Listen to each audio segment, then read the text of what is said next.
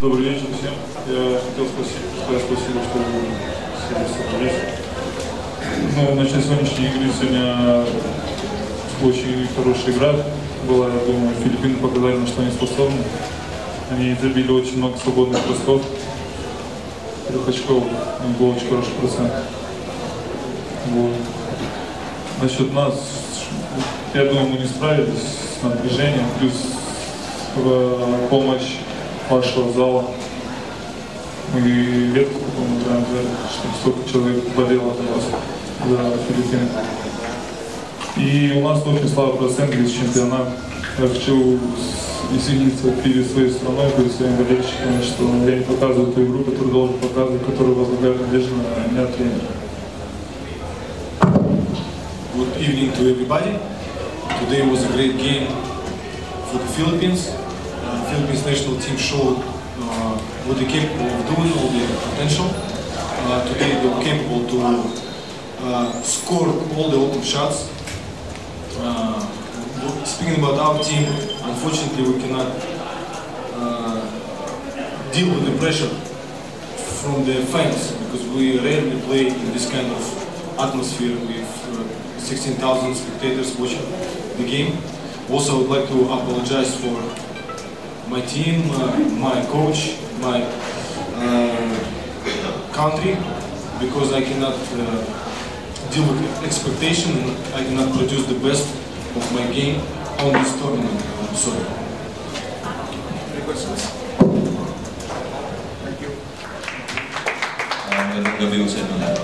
Naalala niyo nung unang nakalaban yung Kazakhstan, yung exhibition doon nagsimula ang pangit na laro, kaya tinapos ko ngayon. Kaya sana hanggang bukas magtuloy-tuloy ito hanggang sa bukas tutuloy-tuloy na isa pa yung larong to talagang bawat isa alam natin ano ka-importante, kaya yung nalalaman ko lang yung dating ginagawa ko lang noon yung visualize ko nung pag-uwi ko sa bahay, kaya siguro ito yung naging rewards ko, kaya naging maganda yung laro ko at sa mga teammates ko rin, kay coach na talagang hindi sumuko sa akin at tuloy-tuloy yung paniniwala nila na kaya kong ma-overcome lahat ng mga bad games ko ng mga nakaraan, kaya ito na sana tuloy-tuloy na. Thank you.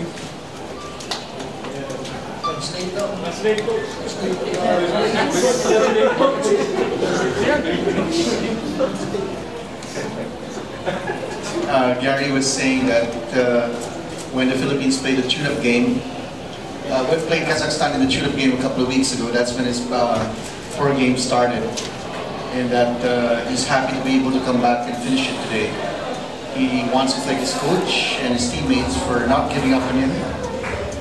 What he would do is he'd go home, visualize what he normally does during PBA games, and that's what he tried to do today, and he did it very successfully. So he wants, hopefully, that we'll be able to continue this tomorrow in tomorrow's semifinals match. Questions?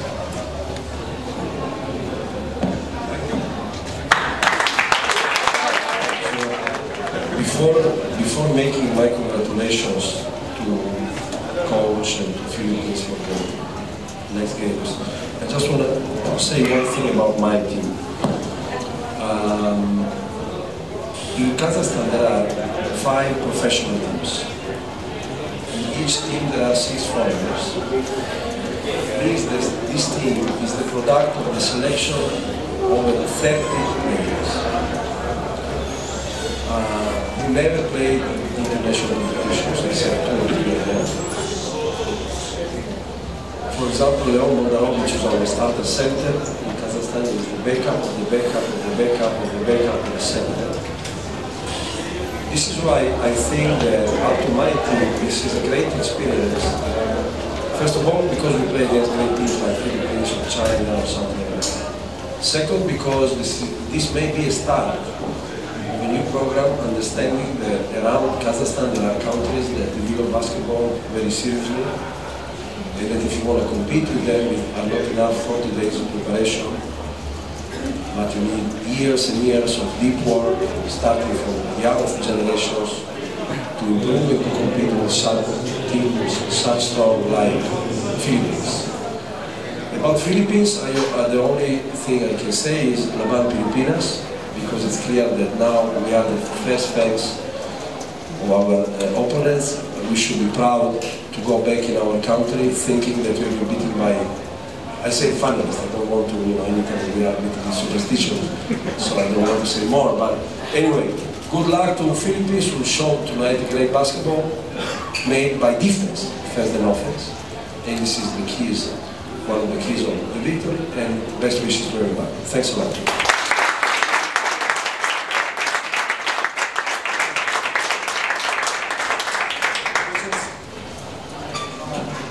Yeah, what can I say?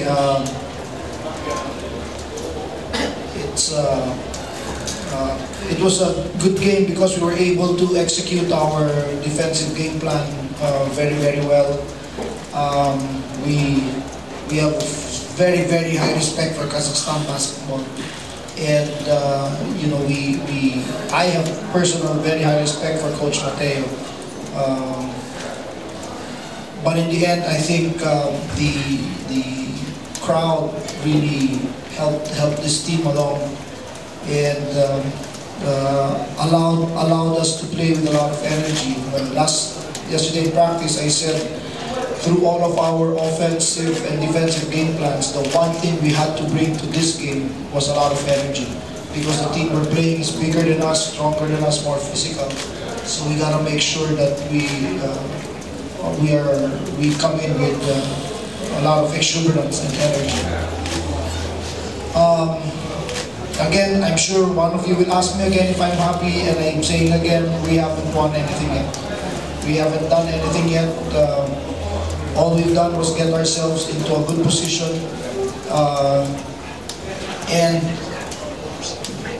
we are going to approach tomorrow. We don't know who are playing.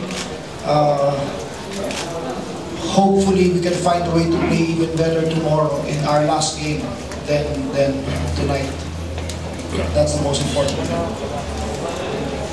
Questions? Yes, sir. What prompted you to keep so much faith in Gary Dada? I mean, what's it that drove you? You have a gut feeling he was going to come through because he's such a volume shooter? You all know the hardships that this team went through, right?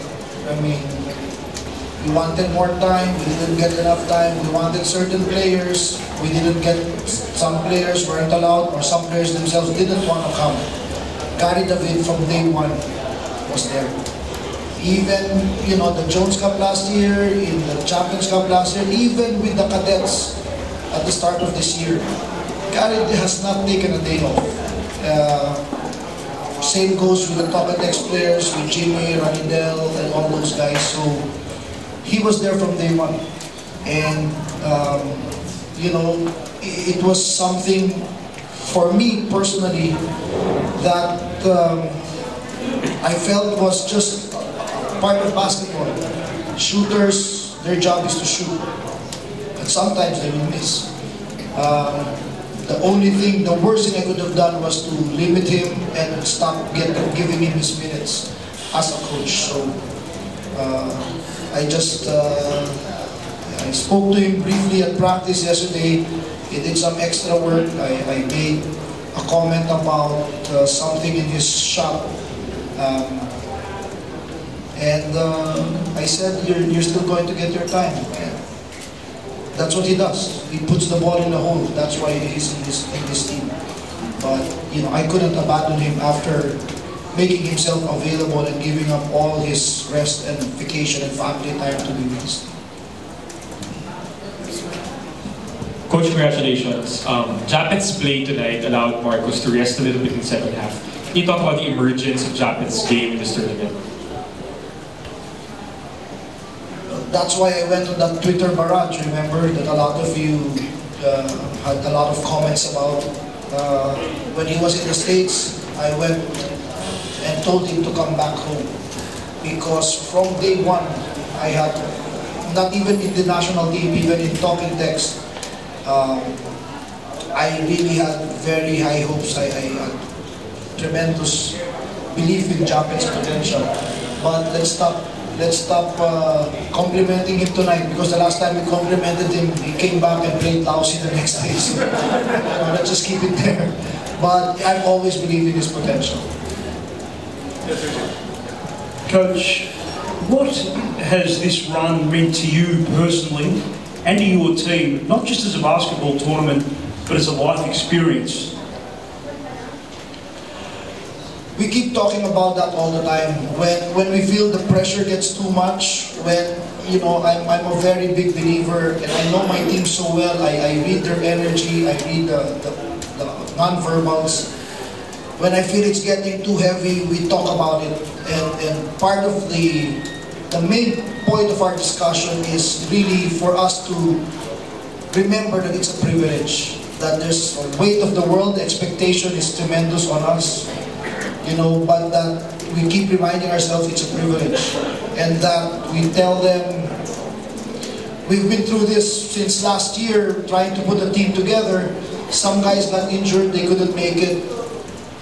Some guys we cut from the lineup, and we just keep reminding them, you know, what would Kelly Williams do give up to be in your position? What would, you know, Ryan Reyes or Sonny Tos or Marshall Lassiter, guys that we want to be on this team, but who are not here, what would they give up to be in your position? So instead of the pressure, we try to inject a sense of appreciation for this.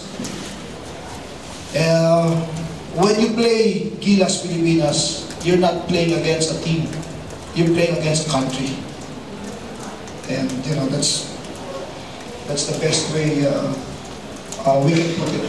So we remind ourselves, when they play us, they play against the entire country, and it's the spirit that carries us. One more question. Do you now return the favor, coach, and go for the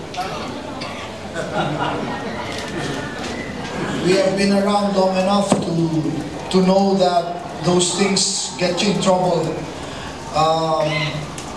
First thing I said in the post game is it's not yet done.